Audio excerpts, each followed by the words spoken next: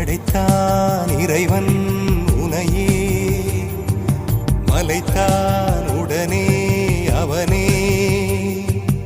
அழகை படைக்கும் திறமை முழுக்க உன்னுடன் சார்ந்தது, என் விழி சேர்ந்தது. விடிய விடிய மடியில் கிடக்கும் பொன்வினை உன்மேனி மீட்டட்டும் என் மேனி. விரைவினில் வந்து கலந்திடு, வீரல் பட மெல்ல கனிந்திடு.